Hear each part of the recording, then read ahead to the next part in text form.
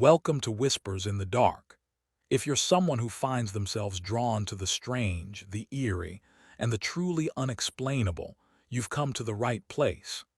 Here at Whispers in the Dark, we dive deep into spine-chilling stories of the supernatural, unexplained encounters, and disturbing mysteries that will keep you up at night. From terrifying tales of haunted houses to dark secrets that defy logic, we bring you the stories that others dare not tell. So, if you're ready to step into the shadows and uncover what lies hidden in the darkness, make sure to hit that subscribe button and ring the notification bell. You won't want to miss the hauntingly captivating stories we share every week. Join us as we explore the unknown, and don't forget to give this video a like if you're excited to uncover what lurks in the dark. Now grab a seat, dim the lights, and let's get started. The whispers are waiting. Part 1. The Silent Watcher, Unseen Eyes and Unanswered Calls. It was the fall of 2021 when Sarah found herself in a quiet, suburban neighborhood in Santa Fe, New Mexico, living alone for the first time in her life. At 27, she had recently gone through a tough breakup, one that left her heartbroken and unsure about the next steps in her life. The idea of living on her own in a small townhouse seemed like the perfect opportunity for a fresh start, a chance to escape the ghosts of her past and rebuild in solitude. Sarah had always been independent, and although she had a stable full-time job as an office manager, the transition to living alone left her with an odd mix of emotions. On one hand, she longed for the quiet, for the chance to process everything in peace. On the other hand, a part of her feared the stillness that came with being alone in a house at night. Her townhouse was located in a small row of identical units tucked away in a sleepy cul-de-sac, just off a rural highway. It was a place where the houses all looked the same: plain beige vinyl siding, perfectly trimmed hedges, wind chimes that clinked softly in the breeze, and mailboxes with family names stenciled neatly on them. The neighborhood had that sterile, suburban feel. Mostly older residents with a few young families, all going about their lives, unaware of the strange events that would soon unfold. Sarah didn't know her neighbors well, nor did she particularly want to. She preferred the peace of isolation. But there was one neighbor who stood out, a man named Michael who lived 3 doors down. Michael was a tall, heavy-set man in his mid-40s, with a scruffy beard that matched his unkempt appearance. He had a peculiar habit that caught Sarah's attention almost immediately. He would stand outside his house late at night, staring off into the street. Sometimes he would pace up and down the driveway, his eyes locked in a distant gaze as if waiting for something, or someone, to appear. At first, Sarah didn't think much of it. Maybe he was just a night owl, or perhaps he had trouble sleeping. She would catch glimpses of him as she came home from work around 9 or 10 p.m. And each time he would be in the same spot, staring into the distance. No greeting, no acknowledgement. He just stood there motionless as if he were a statue, but there was something off about it. It wasn't just his presence, it was his stillness. Most people, when they're outside at night, fidget, check their phones, or at least shift their weight every now and then. Michael did none of that. He simply stood there, staring. Sarah told herself she was being paranoid. Maybe he was just a man with strange habits. She mentioned it to a few of her friends as well as her mom, who both dismissed it as harmless. Maybe he has insomnia, her mom said. Not everyone is busy at 10 p.m. like you. Yet, each time Sarah returned home, she couldn't shake the feeling that Michael was watching her. There was something deeply unsettling about the way he stood there, silent, unmoving, as if waiting for something to happen. It wasn't just the fact that Michael stood outside at night. It was the way he acted when she tried to acknowledge him. Sarah would pull into her driveway, and if she looked in his direction, their eyes would meet. But Michael never waved, never smiled, never offered any kind of recognition. He would simply continue to stare back at her, a cold, empty gaze that sent an uncomfortable shiver down her spine. At first, Sarah convinced herself that she was overthinking things. Maybe he was just awkward or a loner. But as the weeks passed, she began to feel increasingly uneasy. It was as if he were observing her every move, always lurking in the background. One evening, Sarah returned home after a long day at work, and as usual, Michael was standing outside, leaning against his porch railing. He didn't even look her way. He just stared into the distance, completely still, like a sentry guarding something unseen. She could feel the weight of his gaze, even though he didn't acknowledge her presence. That night she lay awake in bed, her thoughts racing. She couldn't help but wonder, was Michael dangerous? Was he hiding something? Or was it just that Sarah was not used to being alone, too unfamiliar with the quiet stillness of the world around her? As the days went by, Sarah grew accustomed to the strange behavior of her neighbor, though the unease never left her. However, things began to take a darker turn in mid-September. One evening, after returning home from a long shift at the distribution center where she managed inventory, Sarah collapsed into bed exhausted. It was around midnight when she fell asleep, hoping for a few hours of rest before starting another long day. But exactly at 2:37 a.m. she woke up to a sound she couldn't explain. It was a long, slow, scraping noise, like metal being dragged against wood. The noise was faint but unmistakable, and it sent a chill through Sarah's body. For a moment she thought it was a dream, a figment of her exhausted imagination. But then it happened again, a slow creak, as if a gate were opening somewhere outside. Sarah's heart raced as she sat up in bed. She strained her ears to listen, but the house was silent except for the soft hum of the air conditioning. For a moment, she considered brushing it off, but then she heard something else. Footsteps. Soft, slow, deliberate footsteps crunching over gravel. Her mind raced. The backyard had decorative rock instead of grass, so the sound of footsteps was clear. It wasn't an animal. These steps were too heavy, too deliberate. Fear gripped Sarah as she grabbed her phone, trying to steady her shaking hands. She quietly crept to the edge of the window, her heart hammering in her chest. She peeked through the blinds, but the motion light wasn't on, and she couldn't see anything. There was nothing unusual in the backyard.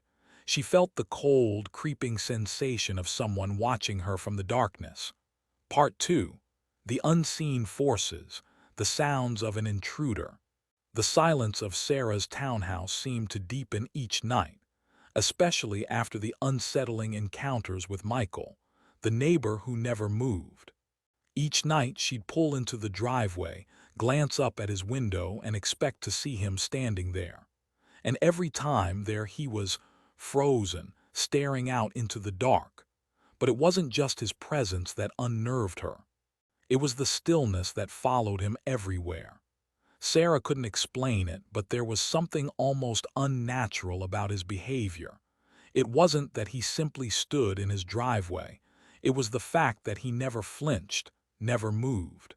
It was as if he was waiting for something or someone, watching. And the longer Sarah lived there, the more her unease grew, until it became a constant weight pressing down on her chest. But the real terror began when the noises started. It was a night like any other. Sarah had just come back from a long shift at the distribution center where she managed inventory. She had been running on fumes for days, and her exhaustion was beginning to take a toll on her. When she stepped inside the house, the cold air hit her face, a stark contrast to the warm night outside. She tossed her keys on the counter and moved to her bedroom, ready to crash for the night. She fell asleep quickly, but sleep was fleeting in this house. Around 2:37 a.m., Sarah was suddenly jolted awake by a sound that felt wrong. At first it was faint, so faint that she could have convinced herself it was a dream. But then it came again. A scraping sound, like metal dragging against wood, slow and deliberate. Her heart skipped a beat. At first she thought it was just the house settling or maybe something outside. But then the sound came again, this time louder, sharper. It was unmistakable metal on wood, like an old gate creaking open in the dead of night. She sat up in bed, her pulse racing. The sound continued, almost rhythmic, as if someone was testing the boundaries of the house, trying to see if it would give. Sarah held her breath, her mind racing. She glanced over at the clock too, 37 a.m. again. The time seemed to stretch as her heart pounded in her chest. She stared out into the dark room, listening intently for any other sound, but all she could hear was the muffled scraping coming from somewhere just outside her bedroom. With the hairs on the back of her neck standing up, Sarah felt the sudden urge to get up and investigate. She grabbed her phone, her hands shaking, and inched toward the window. Her bare feet creaked against the floorboards and she froze, listening intently. That's when she heard it, footsteps. Soft, slow, deliberate, crunching on the gravel in the backyard. The backyard that was supposed to be empty. Every footstep echoed in her mind and Sarah's breath became shallow. Someone was out there. Her body screamed at her to act, but her legs felt like they were stuck in place. What if it was someone who was already inside? What if they were just waiting for her to make a move? With trembling hands, she crept to the window, her eyes barely peeking through the blinds. The motion light in the backyard should have illuminated any movement, but it stayed off. The absence of light was unsettling. She couldn't see anything, but she could feel it. Someone was there. Her instincts screamed at her to call for help, but she didn't know what to say. What if it was nothing? What if the police came and laughed at her like last time? But she couldn't ignore it anymore. The footsteps, the scraping, the silence. It was all too much. Shaking, Sarah grabbed her phone and dialed 911. She whispered into the phone, trying to keep her voice steady as the dispatcher answered. 911, what's your emergency? I think someone's outside my house, Sarah stammered, her voice barely above a whisper. I heard scraping sounds and footsteps in the backyard. I'm scared. Please send someone. The dispatcher was calm, instructing Sarah to stay on the line while officers were dispatched to her location. Sarah could feel the minutes dragging on as she stayed crouched by the window, her eyes darting around the dark backyard. Was he still out there? Was he waiting for her to move? Her breathing quickened with every passing second. Then the footsteps stopped. The silence that followed felt suffocating. Sarah's skin prickled with fear. She stayed as still as possible, barely breathing, waiting for any sign of movement. And then she saw it. A shadow. It flickered across the window, barely noticeable, but it was there. A man standing just out of view. Sarah's blood ran cold as she realized he wasn't hiding. He wasn't running. He was just standing there like Michael, silent, still, and watching. But unlike Michael, there was something far more sinister about this figure. He wasn't just staring blankly into space. He was watching Sarah's window. Watching her. Sarah snapped back to reality as she heard the familiar sound of sirens in the distance. She rushed to the door, meeting the officers outside when they arrived. They quickly checked the area, walking around the house, and went into the backyard. After a few tense minutes, they came back and confirmed what Sarah feared. No one was there. Nothing was disturbed, no signs of entry. Probably just a raccoon, one officer said, shrugging. It's a quiet neighborhood, ma'am. I'm sure you're just tired. We'll file a report, but there's nothing to go on. Sarah stood in shock. A raccoon? That was their explanation. She had heard clear footsteps, scraping metal, and seen a figure standing outside her window, but they were just going to write it off as an animal. But they left, and she was alone again.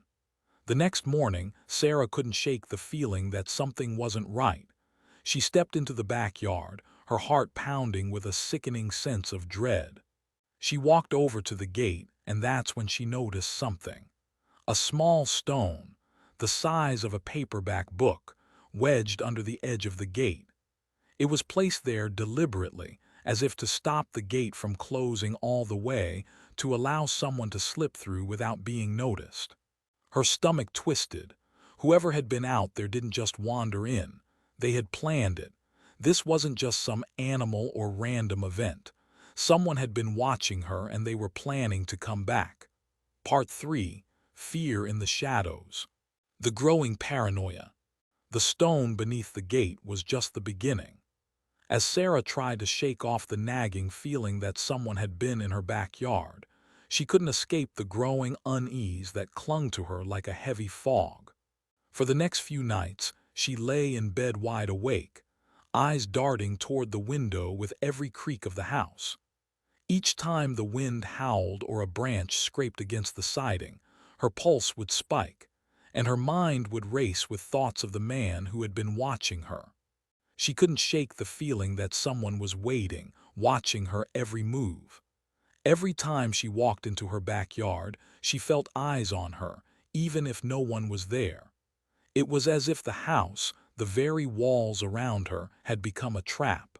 Michael, her odd neighbor, continued his strange nightly ritual, standing still in his yard, staring into the street, unmoving like a figure from a nightmare. But now, Sarah's mind couldn't help but wonder. Was Michael involved in what was happening? Was he watching her too? Or was there something worse lurking in the shadows, someone who had learned to move in the dark without a trace? It was exactly 2 nights after Sarah's discovery of the stone when the sounds returned. Around 2:14 a.m., Sarah was jolted awake by the unmistakable sound of her back door handle rattling. At first it was subtle, like someone was testing it, just a gentle shake. But then it came again, harder, more forceful. Whoever was out there was trying to open the door. Her heart pounded in her chest and she froze. Her entire body went stiff with fear. She could hear the metallic clicking of the handle as it turned back and forth. And then came the unmistakable scraping sound again, the metal dragging against the wood. She could feel it in her bones. Someone was on the other side. For a moment she thought about running, escaping out the back window or hiding in the closet, but her fear kept her rooted in place. She couldn't move. She couldn't breathe. Then came the worst sound of all. Footsteps, slow, deliberate, echoing in the stillness of the night. They weren't running but walking with purpose, stepping lightly on the gravel in her yard. The crunching grew louder, closer, until Sarah could feel it reverberating through the floorboards. She dared not peek out the window, but her eyes locked on the door. It felt like a predator was closing in. Her instincts kicked in and Sarah grabbed her phone. Her hands were trembling as she dialed 911. The operator's calm voice seemed so far away, and the words felt distant, as if she were in some kind of twisted dream. But this was real. There was someone at her door, someone who had been watching her, waiting for the right moment to break in. 911, what's your emergency? The operator asked. There's someone outside my house. They're at my back door, Sarah whispered, her voice cracking. They're trying to get in. Please hurry. The operator instructed Sarah to stay on the line and assured her that officers were on their way. But the seconds felt like hours. Every time the footsteps stopped, Sarah's heart would race, wondering if they were about to rush the door. Was someone already inside? But then, just as quickly as they had started, the footsteps stopped. The silence was unbearable. She stayed still, holding her breath, afraid that even the slightest movement might alert whoever was out there that she was awake. The minutes dragged on, her mind conjuring images of someone standing in the dark just outside her door, waiting for her to make a mistake. But no more sounds came. The darkness outside remained still, and Sarah dared not move. It felt like an eternity before the sound of sirens finally reached Sarah's ears. She rushed to the door, opened it, and met the two officers outside. They looked tired but ready to help, though Sarah couldn't shake the feeling that they would dismiss her again, like the first time. She quickly explained what had happened. The rattling door, the footsteps, the scraping noises. She described the shadow she had seen moving outside the window and her growing fear that someone had been watching her. The officers listened attentively, but their faces were unreadable. One officer nodded, walking to the back of the townhouse to investigate the backyard, while the other stayed with Sarah to ask her a few more questions. The officer who checked the backyard returned with a blank expression, his face unreadable. "The gate's still closed and there are no signs of tampering," he said, though his tone was far less comforting than Sarah had hoped. "No footprints, no damage. It's like no one's been back there." Sarah could feel the pit in her stomach drop. She had heard the footsteps, felt the weight of someone standing just outside. How could they not find any evidence? How could they dismiss what she had experienced? "Probably just a raccoon," the officer said dismissively, his voice flat. He gave Sarah a look that clearly suggested she was wasting their time. "It's an old house. These things happen." Sarah didn't argue. She didn't have the energy to fight back. The officers promised to patrol the area more frequently, told her to keep her doors locked, and left soon after, their red and blue lights flashing as they drove away. The next morning, Sarah couldn't shake the gnawing feeling in her chest. Something wasn't right. She decided to check the backyard herself, hoping to find something, anything, that could explain what had happened. That's when she saw them. 4 muddy handprints, 2 high up and 2 low, on the glass of her back door.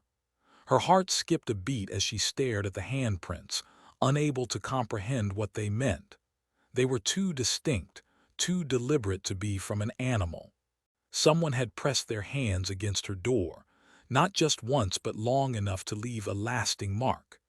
Whoever it was had been watching her, and they were now leaving their mark on her home. It was a sickening reminder that she was no longer safe in her own house. It wasn't just the sounds or the footsteps anymore. It was the undeniable evidence that someone had been watching, waiting for her to let down her guard. Terror gripped Sarah as she stood in front of the door, the handprints still fresh in her mind. Her fingers brushed over the glass, and she couldn't help but wonder just how close this person had come to breaking into her life. She immediately called the police again, reporting the handprints. The officer on the other end of the line simply noted it down, but Sarah knew there would be no help. The police had already written off her earlier fears as paranoia, but now there was physical evidence that could no longer be ignored. As Sarah hung up the phone, she realized one harsh truth: the police couldn't protect her. She was on her own in this, facing a nightmare she couldn't escape. Part 4. The Face in the Dark. The Unseen Terror. The days following the discovery of the handprints were a blur of unease and exhaustion. Sarah couldn't bring herself to sleep. Every night, she would lie in bed, eyes wide open, staring into the dark corners of her room, listening for any sound that might break the silence. The once comforting quiet of her home now felt like a trap. She would hear the faintest noises, the creak of the floorboards, the hum of the refrigerator, the wind tapping against the windows. But every sound seemed amplified, charged with the anxiety she couldn't escape.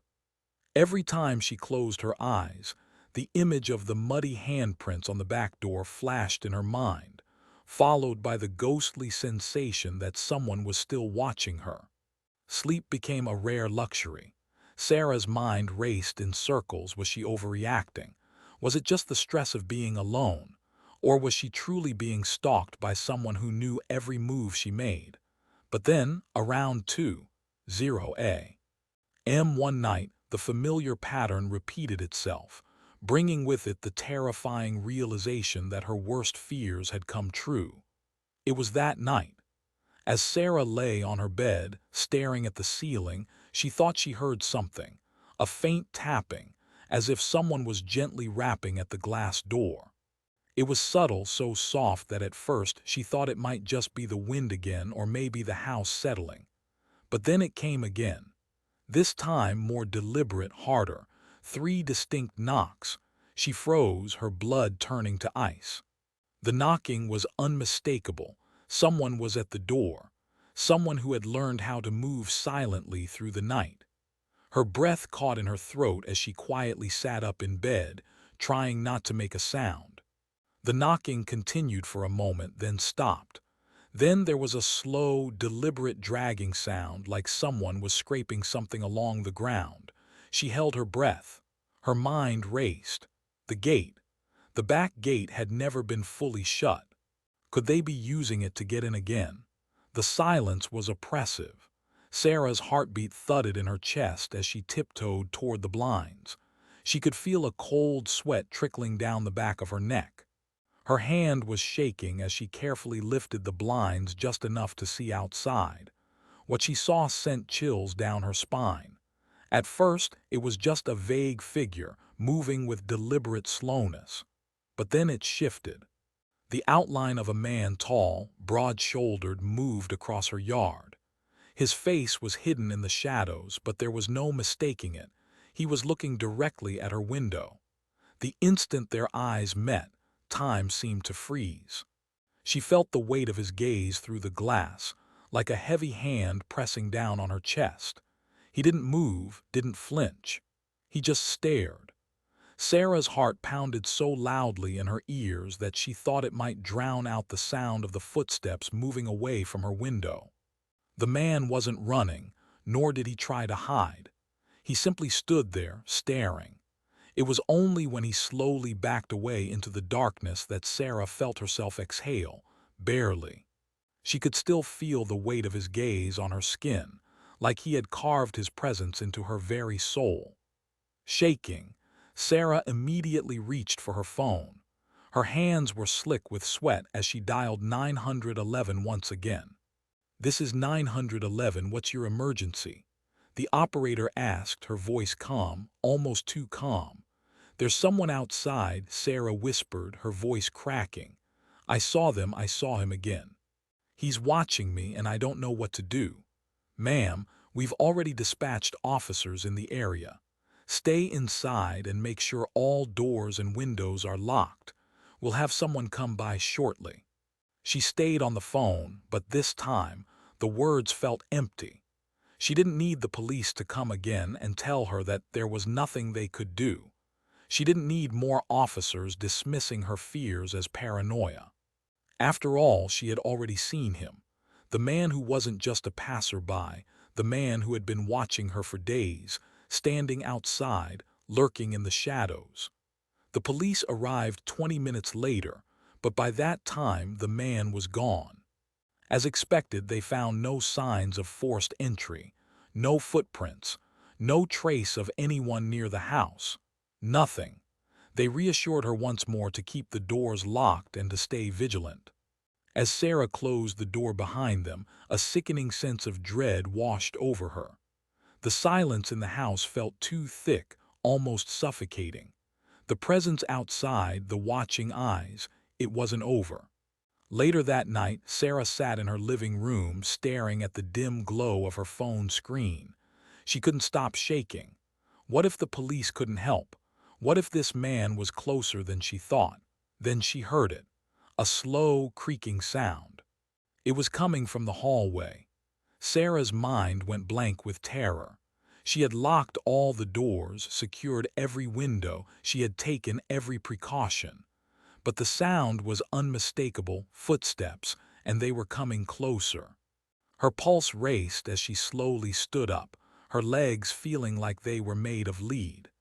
She moved toward the hallway, her hands trembling as she reached for the doorknob, but as she reached it, the door burst open. There was no one there. For a long moment, Sarah stood frozen, staring at the empty hallway. Then something caught her eye.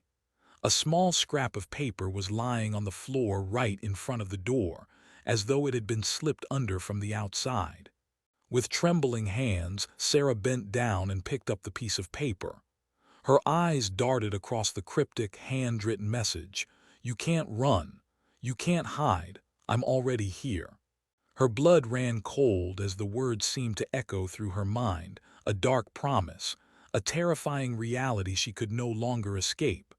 Part 5. The final straw, when safety is out of reach. The small apartment felt too quiet for Sarah as she sat on the couch. The faint hum of the refrigerator, the only sound filling the room. It had been days since she'd left her townhouse behind in a desperate attempt to escape the unrelenting fear that had taken hold of her life. The decision to leave felt like her last chance to regain some control, but even as she stepped away from the place that had once been her home, the terror seemed to follow her. The shadows of what she'd experienced clung to her like a second skin, impossible to shed. The drive to Lena's apartment had been a blur. Sarah's hands had gripped the steering wheel so tightly her knuckles turned white, but she refused to look back. The further she drove, the more she convinced herself that leaving her home would give her peace, that she would find safety in her friend's apartment. But now that she was here, she realized that the sense of security she had hoped for was still just out of reach. Lena had been understanding, of course, urging Sarah to rest and assuring her that she was safe now. But Sarah knew that no amount of comfort from her best friend could erase the fear that twisted in her chest. She felt it gnawing at her insides, relentless and suffocating. The fear that someone, something, was still out there, waiting, watching. Lena had gone to bed early that night, but Sarah had been unable to sleep. She lay on the couch in the dim light of the apartment, staring at the ceiling, her thoughts a whirlwind of confusion and dread. How had it come to this? How had the quiet suburb, the townhouse she had once thought was an escape from her past, turned into a nightmare she couldn't outrun? She had tried to move forward, to live her life, but the past had a way of chasing her down, no matter how far she ran.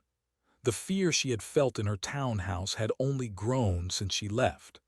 Every creak of the floor, every shifting of air in the apartment made her heart race.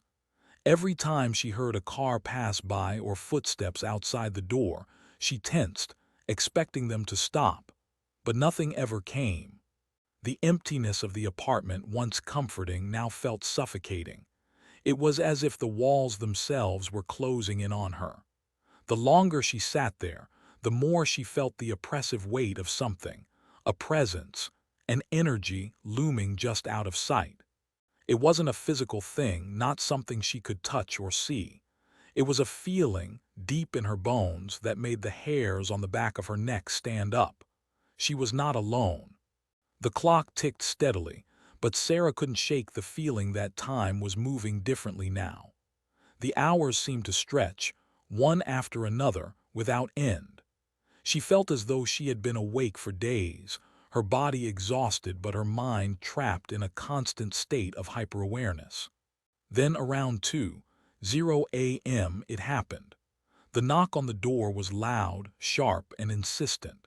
It shattered the silence that had enveloped her like a thick, suffocating fog. Sarah's breath caught in her throat, her pulse immediately spiking. It wasn't just any knock. It was forceful, urgent, as though the person on the other side had been waiting for her to open the door. She sat frozen on the couch, her body tense. For a moment she thought about calling Lena, but then remembered her friend was already asleep in the other room. She didn't want to disturb her. Besides, she told herself, it was probably nothing.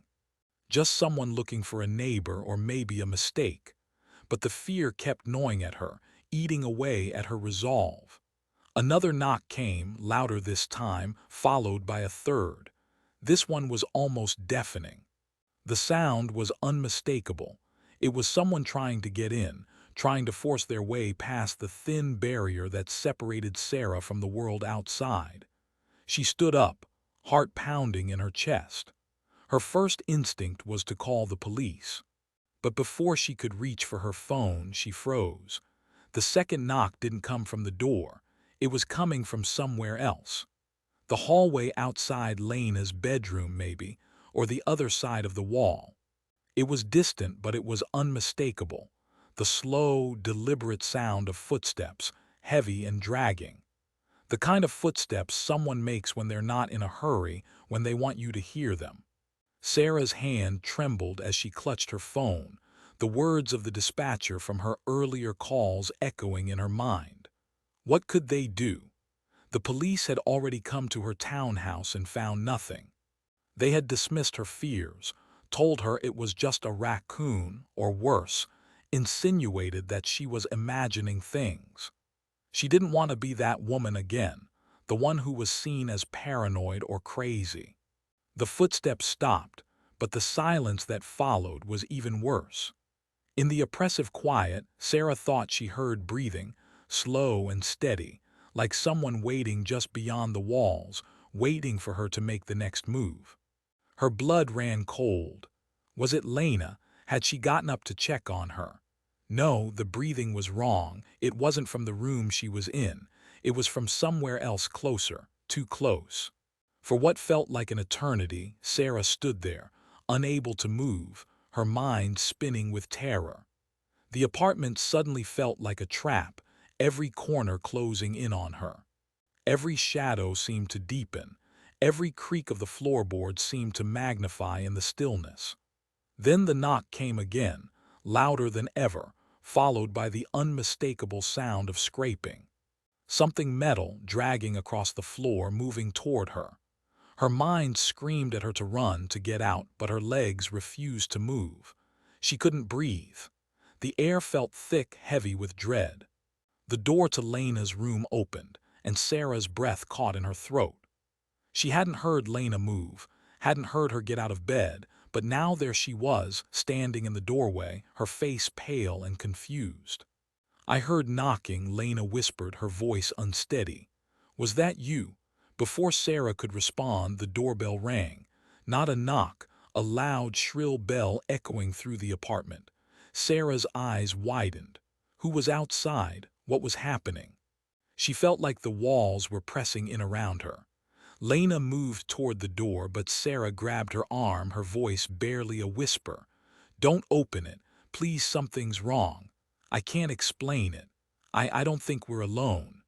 Lena looked at her in confusion but nodded, her face paling. They both stood frozen, listening to the eerie stillness. No more knocks, no more footsteps, but the feeling, the suffocating, oppressive feeling, never left. They stayed there, waiting, listening, until the first light of dawn crept through the blinds. But even as the sun began to rise, the dread didn't dissipate. The silence was still there, hanging heavy in the air as though it were a physical thing. Later that morning, after Sarah had tried to calm herself, after Lena had gone back to sleep, Sarah took one last look at the apartment, at the door, at the shadows in the hallway, at the darkened corners of the room, and realized with a sickening certainty that there was nowhere safe for her. Her phone buzzed in her pocket. It was a message from her landlord. "I checked the security footage of your old townhouse," it read. "It seems like there was someone coming and going late at night before you left. Did you see anything unusual? Someone had been in her old home too." Part 6. The veil lifts, a truth too horrible to face. The sun had barely risen when Sarah sat down at the kitchen table in Lena's apartment, trying to make sense of everything. The empty feeling in her stomach matched the hollow sensation in her chest, a weight she couldn't shake off. She had come here looking for safety, hoping the distance between her old townhouse and this new place would give her peace. But there was no peace in her heart, no comfort, no relief. The message from her landlord had shaken her to her core. Someone had been coming and going at her townhouse late at night. She had never seen them. The police had found no evidence of forced entry. No one had physically broken in. But someone had been there, watching, waiting. For the first time, Sarah realized the horrifying truth. This was not just some random series of events. She wasn't being stalked by some nameless person. No, someone knew her life, and they had been following her, waiting for the perfect moment to make their move. Her hands shook as she dialed the number on her phone, waiting for her landlord to pick up. The seconds felt like hours. "Hello," came the familiar voice, now tinged with a sense of concern. "I got your message," Sarah said, her voice tight. "You said someone had been coming and going in my old townhouse. Do you know who it was?" There was a pause on the other end of the line. "I'm sorry, Sarah, but it's hard to tell. The footage is unclear. There's no face, just a figure in the shadows. The camera angle isn't the best, but you should probably contact the police again." Sarah's heart dropped. She had already been down that road. The police hadn't taken her seriously the first time. Why would they now? "I'm not calling them again," she muttered, more to herself than to her landlord. "I need to know who they are. What they want." There was a shift in her landlord's tone. "Sarah, you need to be careful. This situation, it's not just about your safety anymore. It's something else. Something you might not fully understand." Sarah's breath caught in her throat. What did he mean by that? What could be worse than the suffocating fear she had been living with for weeks? That night, after Lena had gone to bed, Sarah found herself lying awake once again. The silence was louder than the noise. The shadows around her seemed to dance, mocking her every attempt at peace. Her eyes flickered to the corner of the room, and she swore she saw a figure standing there. Just a shadow, but a shadow that lingered too long.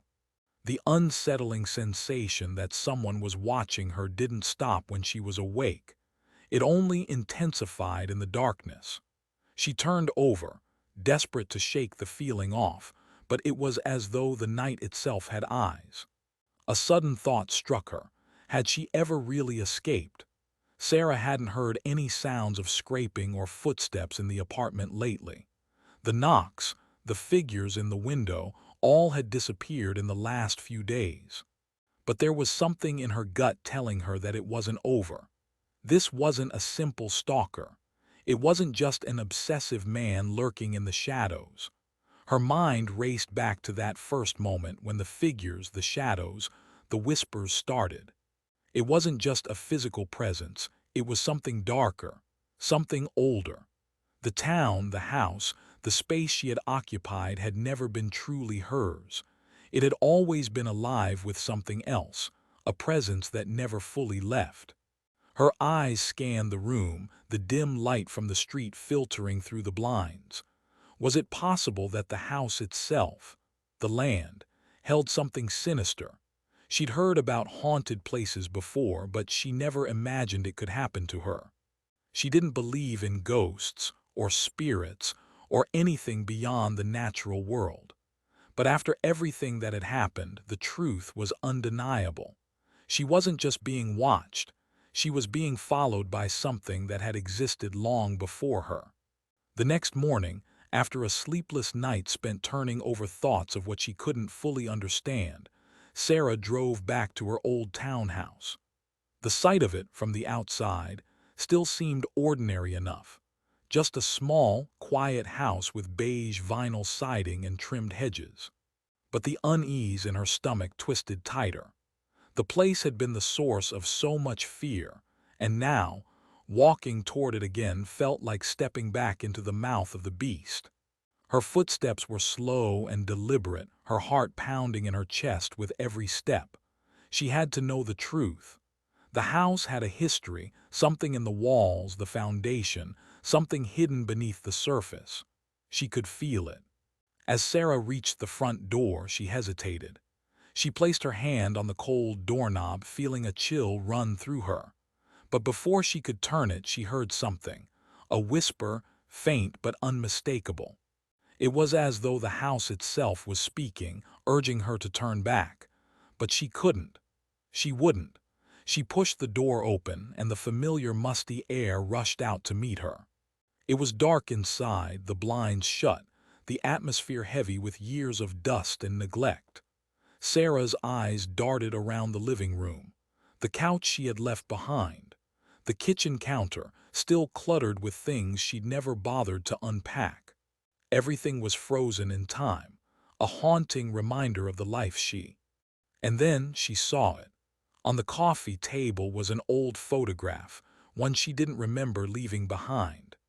It was a black and white image of the townhouse, but not as it had been when she lived there.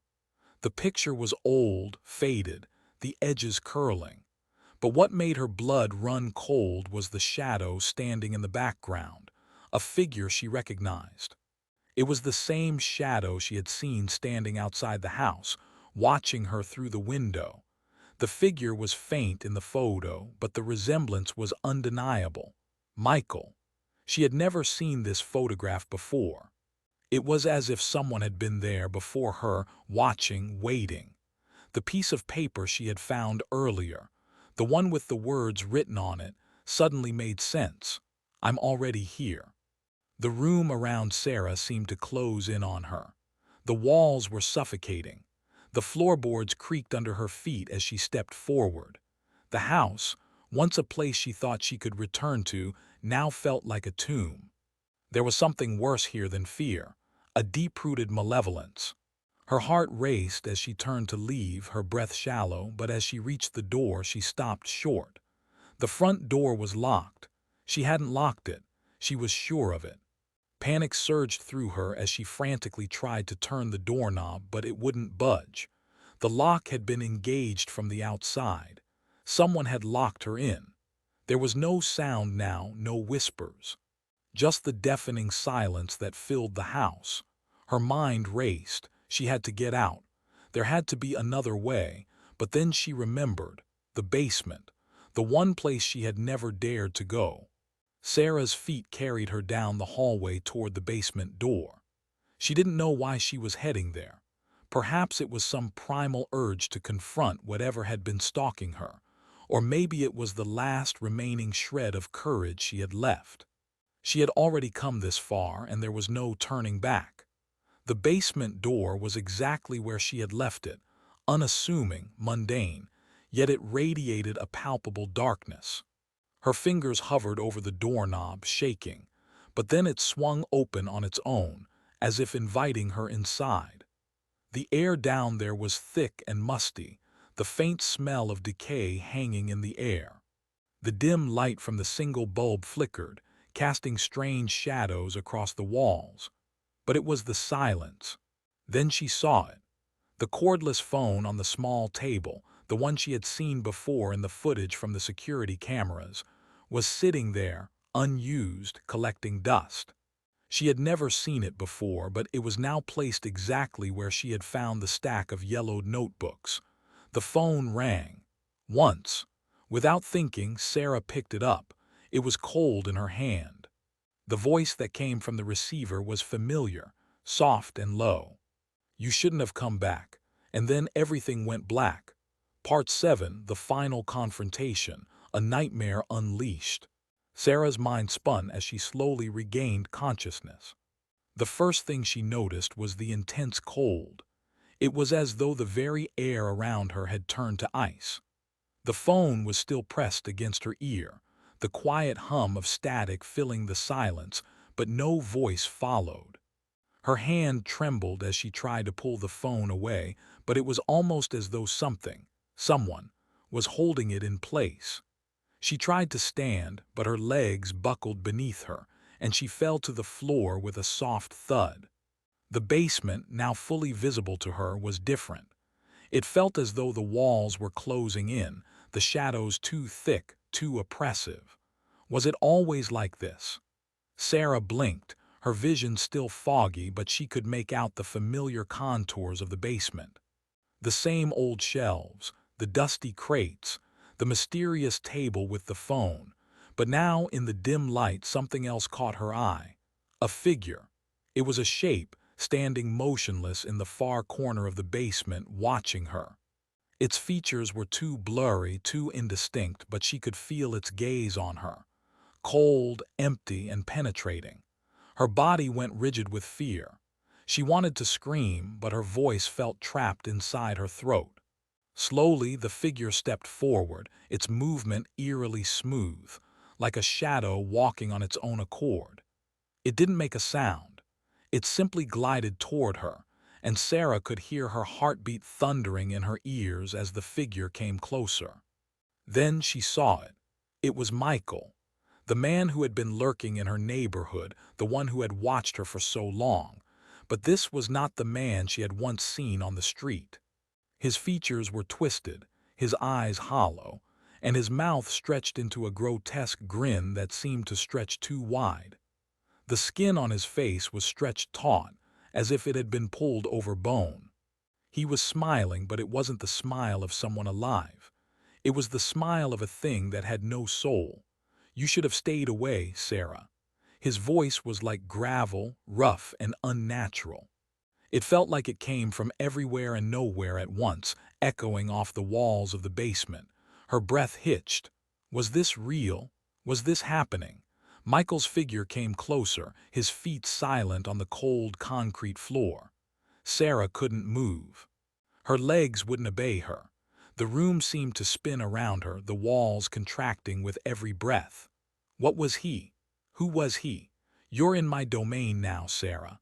Michael's voice was low, almost soothing, as if the words were meant to lull her into a false sense of comfort.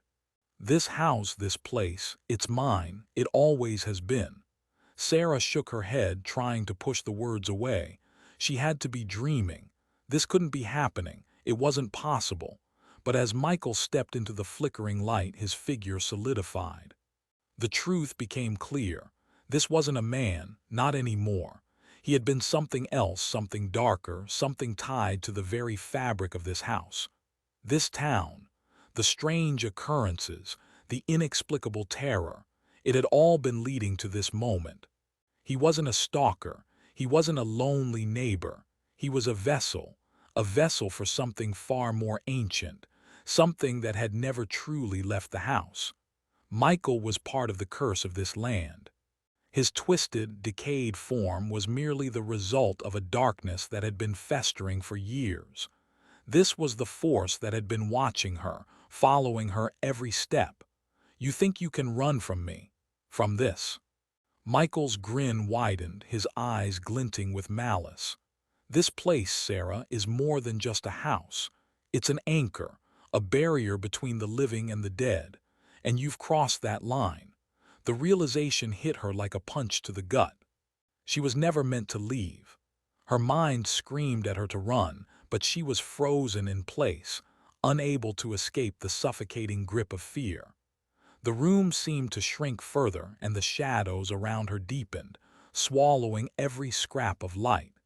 The air was thick with dread, the oppressive weight of something far worse than Michael pressing down on her. Michael wasn't alone. He was a puppet, and whatever was controlling him, whatever had brought him to life, was now coming for her. Suddenly, the basement door slammed shut with a deafening bang. Sarah's heart lurched in her chest, the force of the sound reverberating through her body.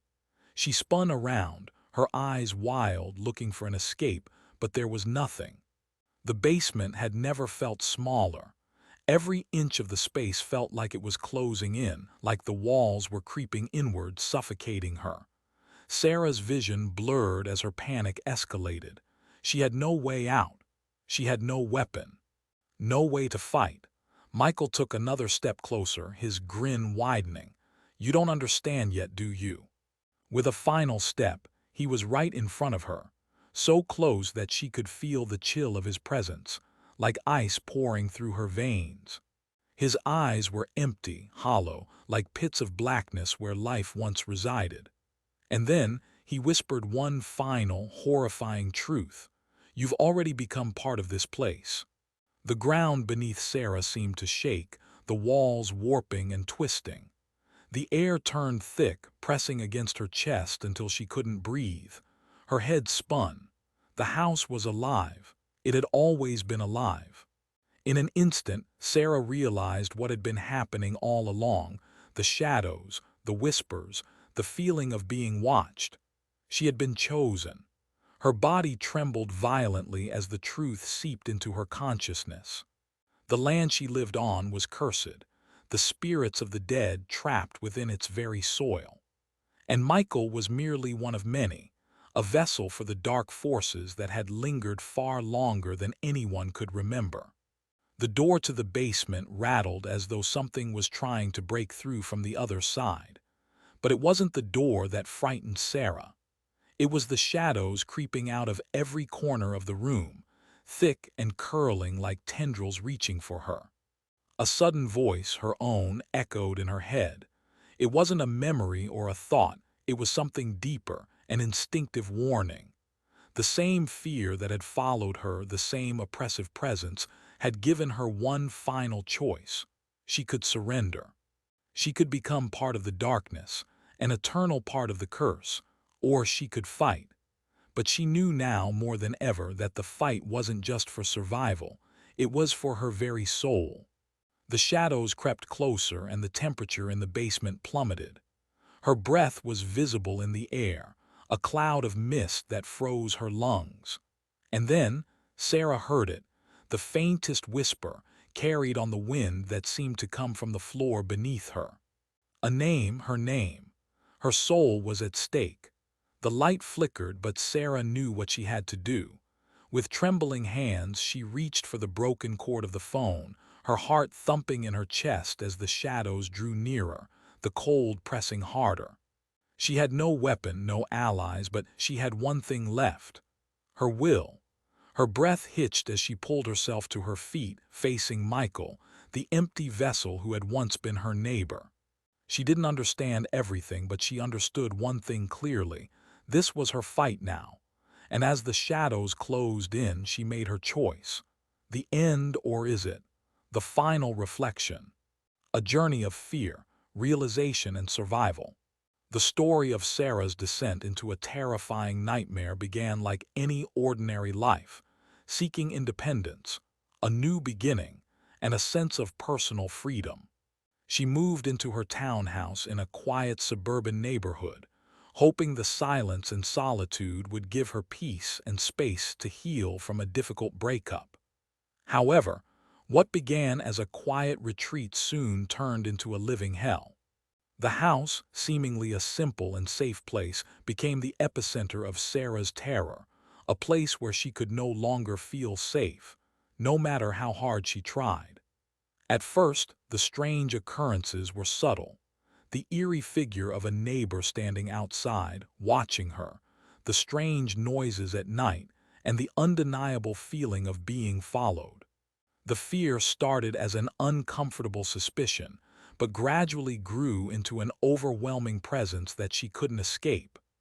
Every night, it felt as though the darkness around her was closing in, suffocating her, as if something, or someone, was waiting just beyond her reach. Despite her growing anxiety, the police were dismissive, attributing her experiences to paranoia or wild imagination. Sarah, unable to ignore the creeping dread, installed cameras, locked doors, and did everything she could think of to protect herself. But no matter how much she tried, the fear never subsided. It only deepened as the events escalated: noises in her backyard, shadows at her window, and the presence of Michael, the strange neighbor who had never once spoken to her but seemed to always be lurking nearby.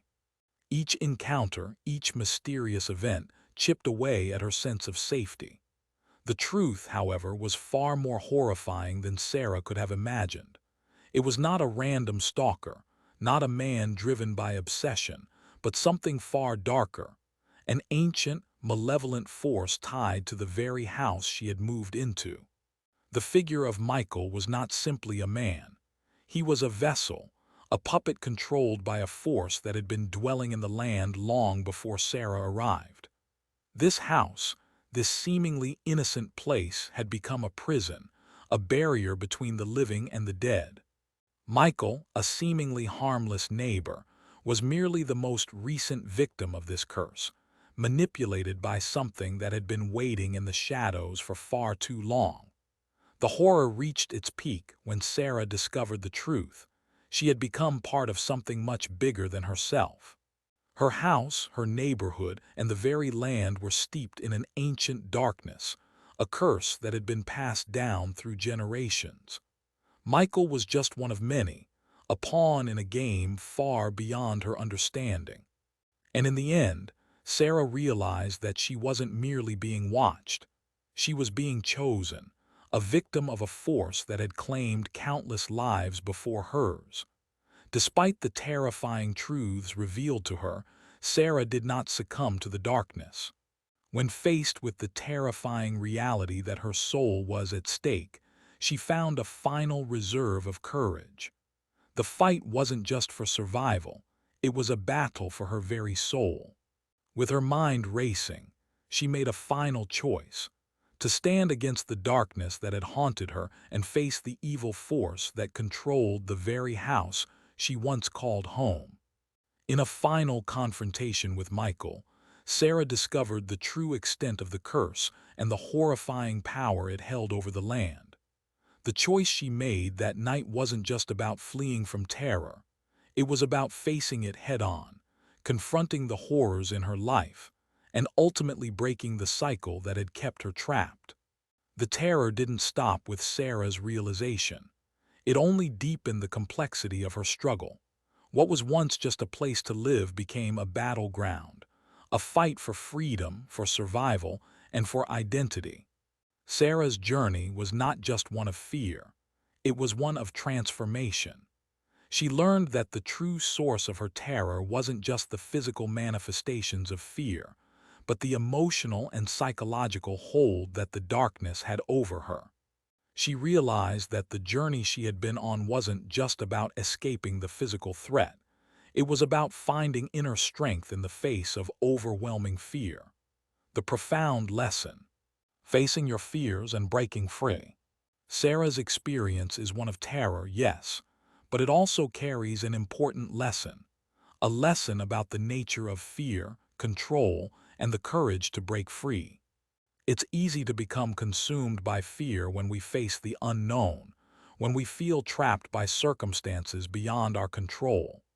In Sarah's case, the fear wasn't just of the things she could see or hear. It was the unseen forces, the things that haunted her mind, that became her true enemy. The true lesson Sarah learned was that the more she fought against the fear, the stronger it became. Fear is an emotional force, and it grows stronger when you try to escape it. Sarah's initial attempt to outrun the terror by leaving her home or by seeking physical protection wasn't enough because the source of her fear wasn't external. It was internal, deep within her mind, created by her growing sense of powerlessness and dread.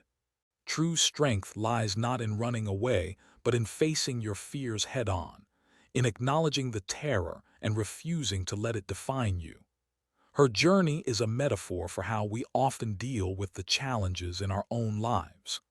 Whether it's an internal struggle with self-doubt, a toxic relationship, or even the weight of past trauma, we often find ourselves running from our fears.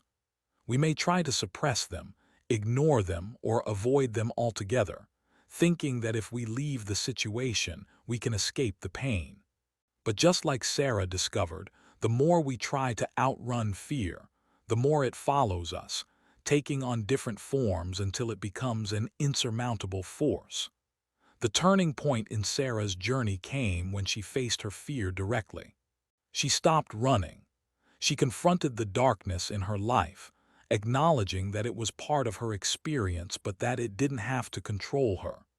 She chose to stand her ground and take responsibility for her choices, even when they led her into the darkest corners of her fears. This courage to confront the unknown and acknowledge what scares us most is a lesson that everyone can learn from. We'd love to hear from you. How do you deal with fear and uncertainty in your own life? Have you ever experienced a moment where you had to face something terrifying head-on in order to move forward? Share your thoughts in the comments below. Your perspective might offer valuable insight to others who are going through something similar. If you enjoyed this story and want to dive deeper into more unsettling and thought-provoking tales, be sure to subscribe to Whispers in the Dark. Your support helps us create more compelling content, and we'd love to keep bringing you the stories that make you think, make you feel, and maybe even leave you with a chill down your spine. Don't forget to hit the notification bell so you never miss our next story. Thank you for being a part of this journey with us. Stay tuned for what comes next. It promises to be even more chilling, more mysterious, and more unforgettable.